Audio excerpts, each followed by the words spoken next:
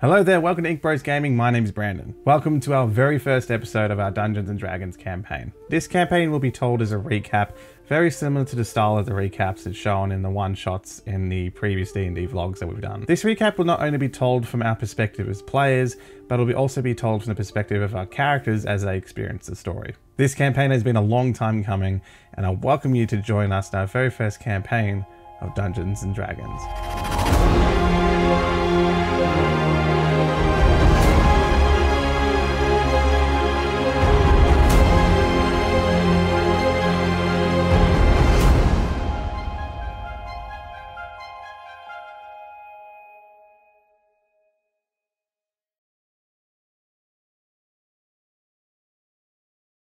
Welcome to the Dalelands.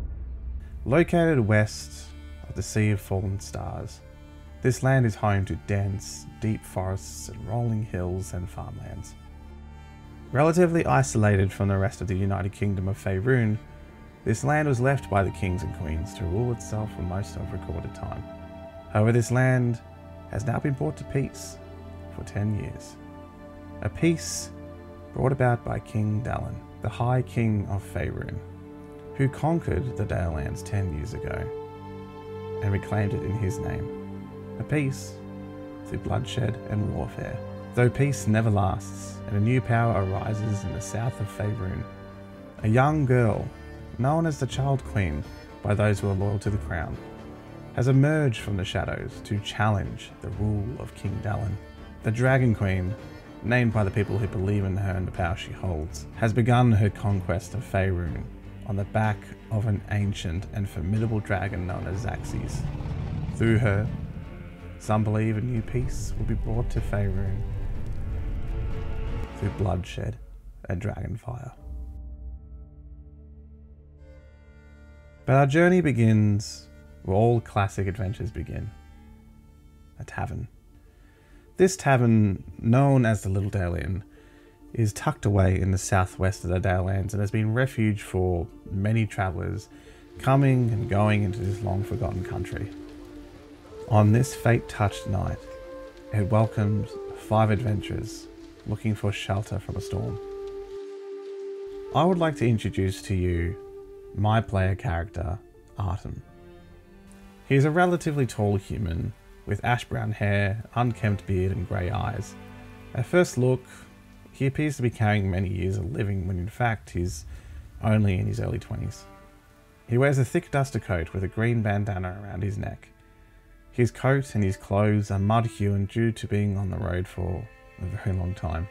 But he has arrived at the Little Dale Inn with a purpose: to deliver a letter to the owner of the inn on behalf of the Sword Coast Couriers. Artem himself wears an ultramarine blue badge, signifying his line of work, and the colour signifying the organisation's loyalty to King Dallin.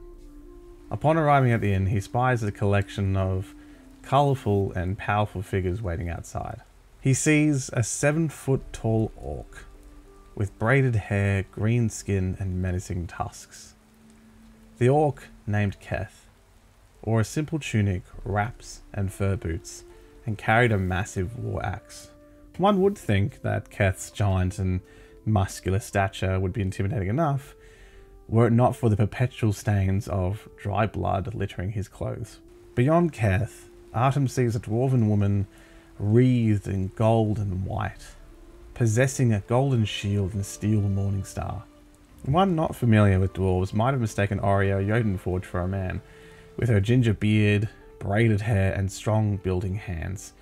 But having met dwarves in his travels, Artem could see she was indeed a woman, and a holy woman at that. A little beyond her, he spies a half-elven woman sporting lavender and pastel attire. He sees she is draped in a similarly colourful cloak to keep out the beating rain.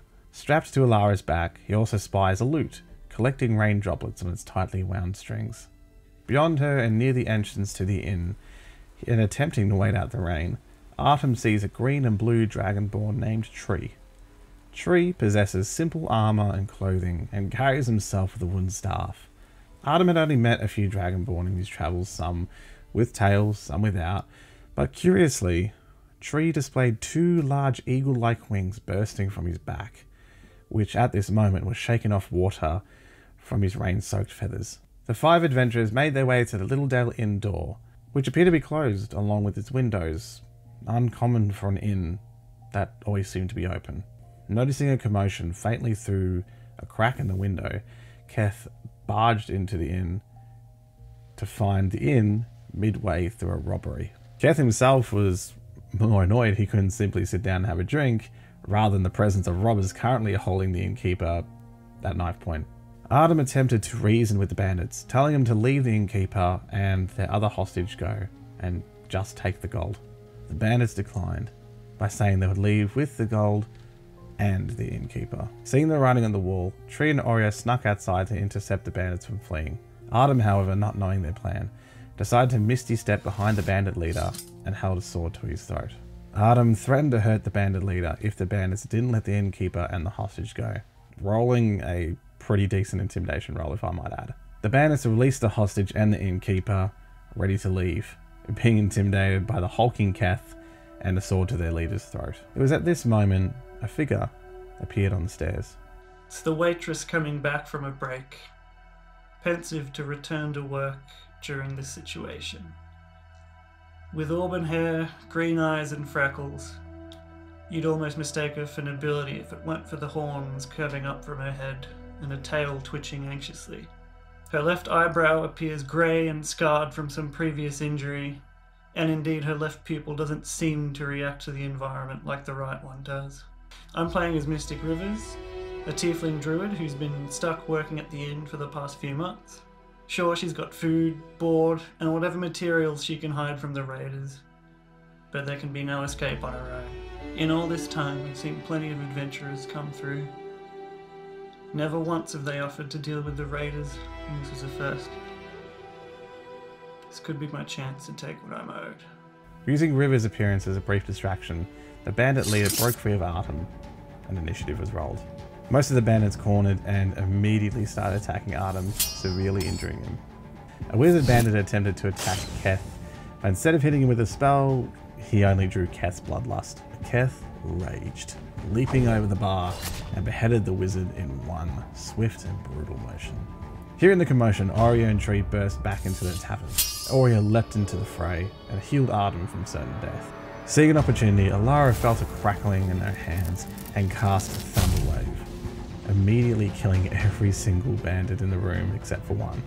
The female bandit, realizing the situation, and now without their leader, fled the Littledale Inn. With the robbery defused, a local guard named Winton urged the group of adventurers to sit down and chat with him. Winton confessed to the travellers that Littledale is robbed frequently by the bandits and is looking for a group of adventurers to help stop them. Winton informs the adventurers that the bandits are being held up in a cave nearby in the mountains and have stolen 6,000 gold from the town. Negotiating a fee, the adventurers were ensured to receive 3,500 of the gold as a reward, with the rest going back to the town. Agreeing to the terms, the group were to meet Winton the next day before setting off.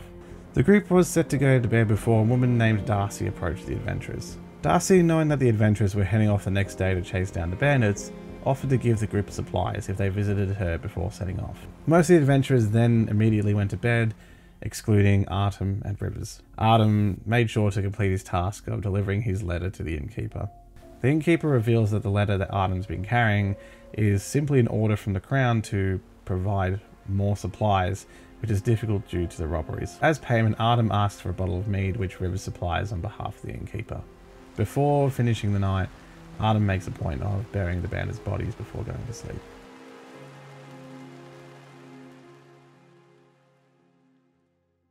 The next day, the adventurers made their way to meet Darcy. Darcy informed them that adventurers pass through the town and often trade magical items for food and lodging, since the town doesn't possess much gold for trade. Because of this, Darcy offers the group a variety of magical items to aid them in their mission to retrieve the gold.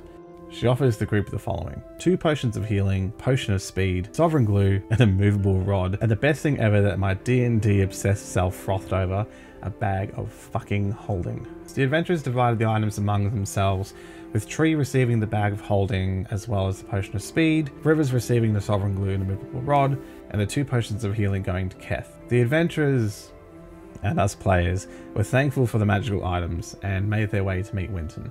The group made their way to a giant stone tower with a giant arcane cannon attached to the top of it. With the looming threat of the Dragon Queen and her dragon, King Dallin had arcane anti-dragon cannons developed and deployed in most of the towns of Faerun, including the towns closer to the warfront.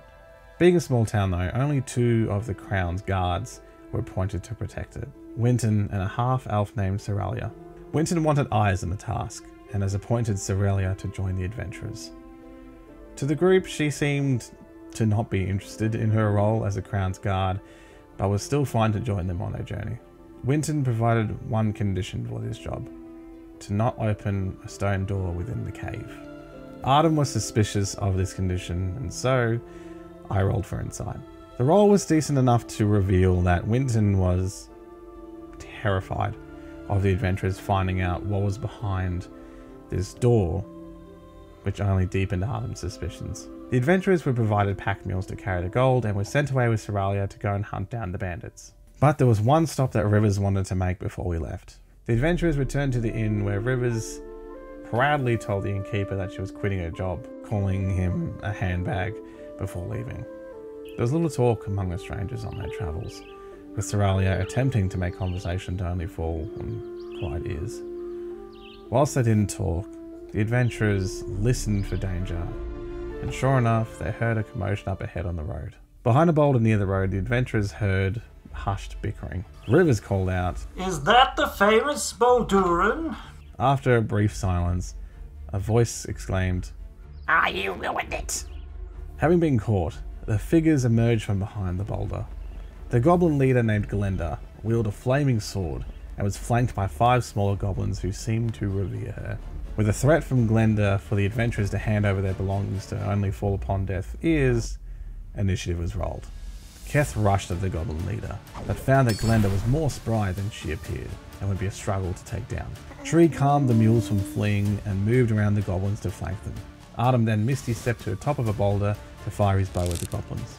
Everyone, and even Soralia, jumped into the fray and worked together to fight them off. But the fight started turning bloody when the goblins started fighting back, deeply wounding the adventurers in the process. Artem, seeing his new companions getting hurt, tapped into a dark magic taught to him years ago and cast Hex on Glenda. His eyes flared black, and in one swift motion he knocked his bow, fired it, and instantly killed Glenda with a clean shot through the throat. The goblins attempted to get revenge on the adventurers, but Tree cast Earth Tremor, slowing them down, allowing Soralia to dispatch another. Artem then hexed another goblin and brought him down in an instant. Taking an opportunity, Rivers cast Thaumaturgy and imitated Glenda's voice, telling the remaining goblins to flee. The remaining goblins, being afraid of the adventurers and everything that transpired, fled into the woods, with the adventurers being victorious. Tree collected the flaming sword, but since none of the adventurers could or wanted to use it, the sword was put into the bag of holding, and the adventurers continued west to find a place to camp for the night. We found an enclosed area in between some rock formations that I recognised from my journey to Little Dale all those months ago. Whatever signs I left from resting here are long gone. Regardless, we make camp. I set my bedroll close to the fire as I find the warmth comforting, homely, almost familial. For the night, Artem, myself and Keth will take watch in turn.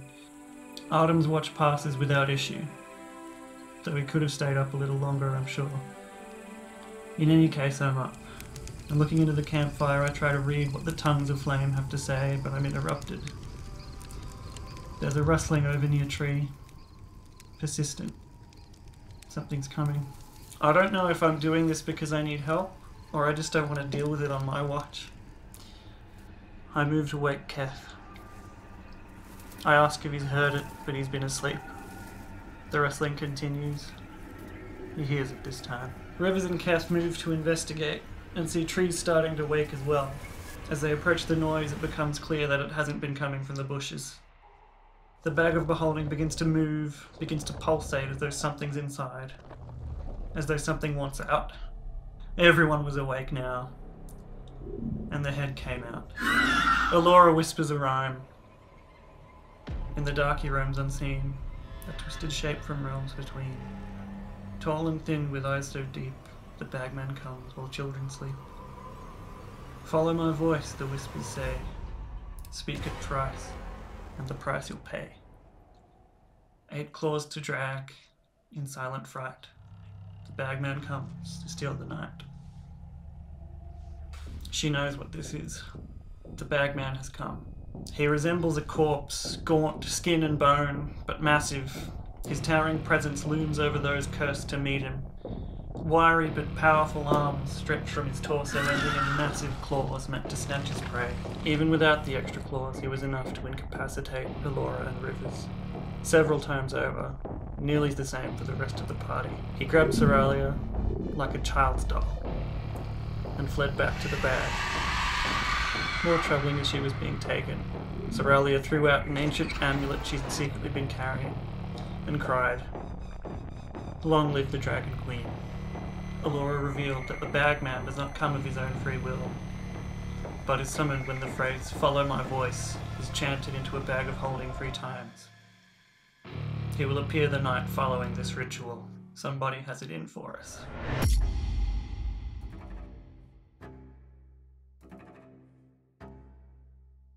After a long night, Rivers was introspective as she led the adventurers the rest of the way to the cave. I remember the mountain cave from months ago when I first came to the Dalelands.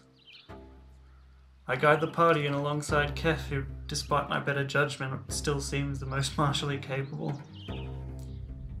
From the mouth of the cave, we see the raiders within alongside a pack of wolves in the light of a small campfire.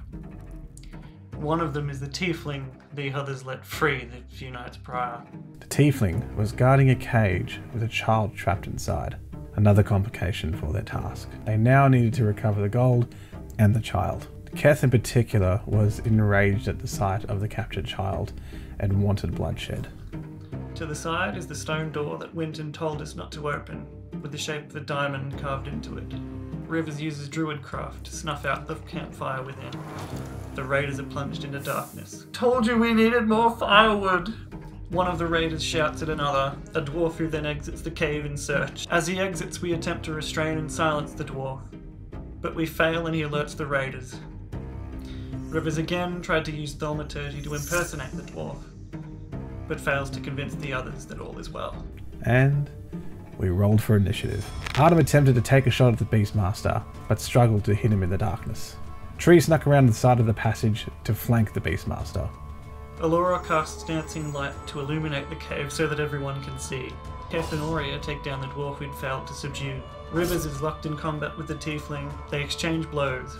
Rivers grappling the polearm the other tiefling wields. The Beastmaster whistles to set the wolves on us, who have to dash in from the other side of the cave. Still grappling the polearm, Rivers looked the tiefling in the eye. "How hot can you handle?" as she casts Produce Flame with the staff still in her grip. Flame surged through the weapon, causing it to burst into flame and splinter, hurting herself but killing the other tiefling in the process. The Beastmaster is next to die to a blow from Tree. Artem knocks out the last raider, with a mind to interrogate them when they wake up. The remaining wolves are cleared fairly quickly, and the fight is over. With the dust settling from the fight in the cave, only lit up by Lara's dancing lights, Artem went to investigate the bodies of the bandits to see if they would reveal any further information about who they were. He found a key and tossed it to Keth, hoping that it would unlock the cage door and free the child, but the key broke upon use. As Artem returned to investigate the bodies, he felt a chill run down his spine, and the hairs on the back of his neck raised. He felt a presence he had not felt since he was a child. He looked up to see everyone around him frozen in time, except for him. He tried to speak, but the words could not formulate in his mouth. Beyond his companions, he saw a figure emerge from the darkness of the cave. The figure stood 8 foot tall, wore a long duster, a bandana around its neck, with the remaining of its body closed in shadowy mist. What skin could be seen was pale, ash white with crimson cracks creeping up its body. Its legs were bent backwards, revealing 2 taloned toes gripping to the earth. Artem's eyes wandered up to its face. The figure was now older and taller than Artem remembered. It was no longer a child. The figure's face was carved and hollow, with similar crimson and black cracks running down its face like broken pottery. It possessed long, pointed ears that were hidden under a broad-brimmed hat that shadowed most of its face. Piercing beyond that darkness, though, were 2 black and white beaded eyes, like a predator watching its prey in the shadows, staring at Artem. Artem, it's been such a long time. Artem's memories of his childhood swarmed into his mind seeing this creature again. A creature he named Mr. Hat. Where were you when I needed you? Mr. Hat ignored Artem and asked, how does seeing that child make you feel? Do you remember what it was like? Artem tried to understand Mr. Hat's cryptic words and attempted to reflect on his childhood, but in an instant, Mr. Hat was in front of him. Mr. Hat gripped Artem's hand, whispering the word Dolor, which means pain in the arcane language. Artem felt a white-hot pain in his hand, and his hand began to uncontrollably tremble. Time no longer remained still, and Mr. Hat was gone. But the pain in his hand remained. Artem, without a word, immediately stood up and left the cave. He found a log to sit on and held his still trembling hand. Alara made her way outside to check in on Artem. Artem decided to keep to himself about what he saw, only telling Alara that he's had a difficult few days and just needed a moment, which was partly the truth. Artem wasn't sure why Mr. Hat had returned after all this time, and he wasn't ready to dwell on it. Returning inside, he looked to the imprisoned child, and the pain flared again in his hand, with the word Dolor whispering in his mind over and over again. Artem walked away from the cage and hid behind a rock. Not looking at the child seemed to alleviate his pain. We tried the key, and it broke in the lock, and jammed the lock so we couldn't pick it. Aurea suggested the tactic of putting the child in the bag of holding, and then pulling the bag out of the cage. The kid wasn't especially keen on this idea, but something stirred in River's blood as she offered the child her hand. I will hold on to you for as long as you're in there, and I'll make sure you get out. This persuasion was successful. Rivers winced in pain as the child's grip tightened as they entered the bag. Once they removed the bag from the cage, they could remove the child from the bag. Overjoyed, the child turned to Rivers. I didn't think a horn folk like you was ever going to help me. And Rivers took exception to this and intimidated the child with the intent of convincing her not to behave so prejudiced to other peoples. The child could not run any faster. With the child having left the cave, Artem made his way to the door. Artem has been suspicious of what was behind this door since the beginning of their venture. With the last words of Seralia screaming "Long live the Dragon Queen" and leaving her amulet behind, to Artem it seemed that Seralia had another purpose coming with us. He asked if Aurea still had the amulet, and Artem, Keth, and Aurea made their way to the door. The three of them noticed a small opening on the door which looked like the amulet could be slotted into. Aurea placed the amulet in the slot, which indeed opened the door. The door-shaped stone collapsed on itself and revealed an inner chamber. Within the chamber, they found a malnourished troll chained to the wall with another figure inside. The figure was donned in white robes and bore pale, hairless, bone-white skin. Its eyes were hollow, and its face was marked with a grim, deathly visage. The figure seemed to pay no attention to the adventurers as it slowly walked out the chamber. He spoke to the darkness he emerged from, saying, "Mother, we're free." From further within, A ball of flesh emerged, wreathed in tentacles like a nightmarish octopus-like creature. In a flash, the creature killed the imprisoned troll and followed the pale figure out the cave, stunned. The adventurers watched as this figure and the creature left the cave to inflict untold horrors on the people of Littledale and beyond.